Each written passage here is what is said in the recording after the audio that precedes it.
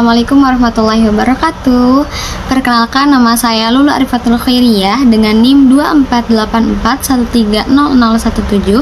Di video kali ini saya akan memenuhi tugas mata kuliah studi Al-Quran sebagai tugas ujian akhir semester, yakni untuk mereview Quran milik pribadi. Lalu di manakah saya mendapatkan Al-Quran ini? Jadi Al-Quran ini saya dapatkan waktu saya masih kelas 8 MTS.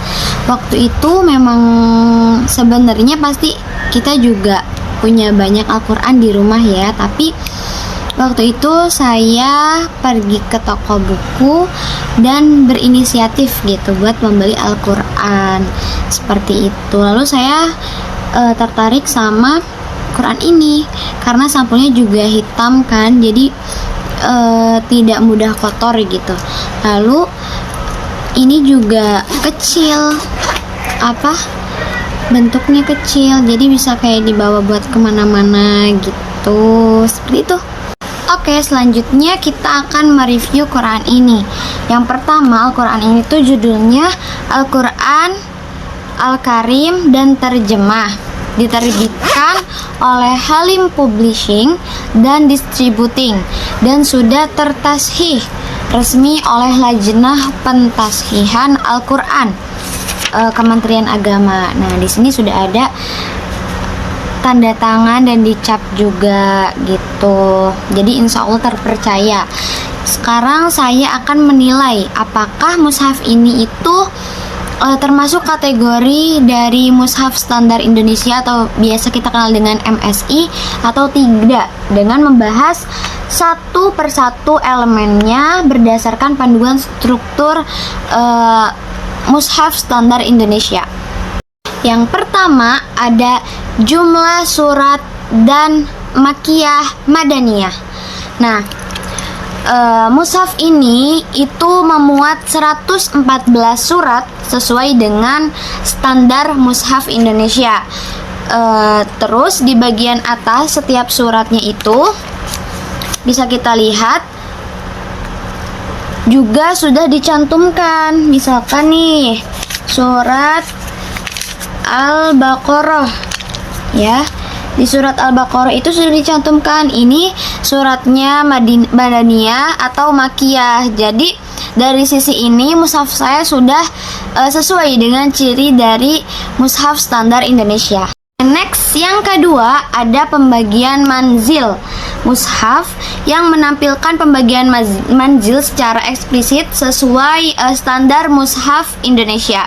Nah, misalnya pada awal surat Yunus. Nah, terdapat tanda manzil ketiga yang menandai bagian awal dari pembagian manzil.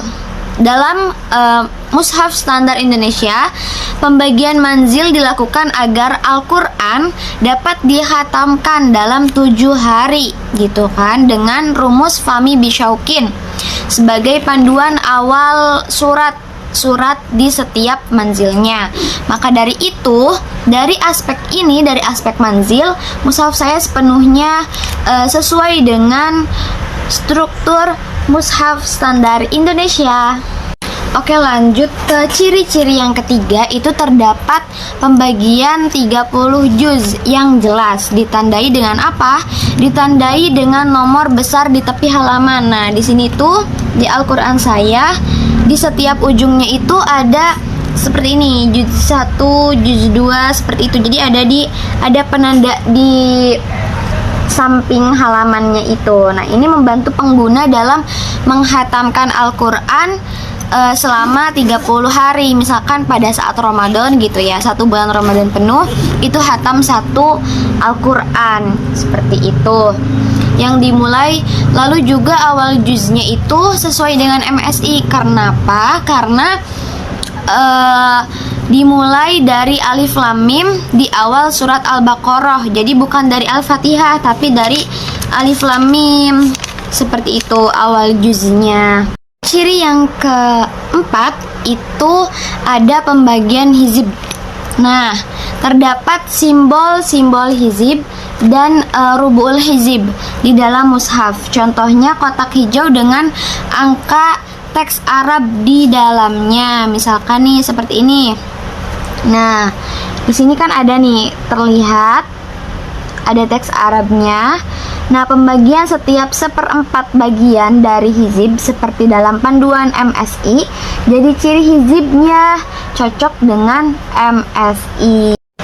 Oke, lanjut ke ciri yang kelima, yakni ruku atau makro. Nah, mushaf ini juga memiliki simbol-simbol ruku atau makro yang muncul di ujung ayat tertentu. Misalnya, nah ini dia, menandakan kesatuan tematik. Ini sesuai dengan standar MSI lagi-lagi yang membagi Al-Quran menjadi 557 makro. Jadi dari sisi makro juga mushaf saya memenuhi struktur makro versi mushaf standar Indonesia. Oke, lanjut ke ciri yang keenam, itu ada jumlah ayat. Nah, di mushaf ini menggunakan jumlah ayat versi Qiraah Kufi, yang mana jumlah ayatnya itu ada sekitar 6.236 ayat. Jadi dalam standar jumlah ayat juga mushaf ini termasuk dalam mushaf standar Indonesia. Ciri yang ketujuh ialah jenis rasem dan khat. Nah, tulisannya bisa kita lihat di sini. Tulisan dalam mushaf ini memakai rasem Utsmani dan khat Utsmani modern. Sama seperti dalam mushaf Madinah, namun tetap merujuk pada struktur MSI. Bentuk hurufnya itu juga khas dan mudah dibaca. Jadi cocok untuk pemula hingga mungkin penghafal. Selain dari ciri-ciri yang sudah saya sebutkan, ada juga simbol dan fitur lainnya. Karena di dalam Al-Quran ini juga ditambahi dengan simbol ayat sajidah, bisa dilihat. Nah, penjelasan makna kata di bagian bawah, juga terjemah standar dari Kementerian Agama, semuanya tersedia dalam Quran ini. Jadi artinya mushaf ini sangat lengkap dan ramah pengguna. Oke, jadi kesimpulannya berdasarkan seluruh struktur yang sudah kita analisis bersama, maka mushaf ini itu termasuk dalam kategori mushaf standar Indonesia atau MSI. Nah, mushaf ini juga sangat cocok digunakan oleh kalangan umum, misalnya bagi para penghafal maupun pelajar, karena memiliki fitur-fitur lengkap, mudah dibaca dan ditashih oleh lembaga resmi. Seperti itu. Demikian review sekaligus analisis struktur mushaf saya.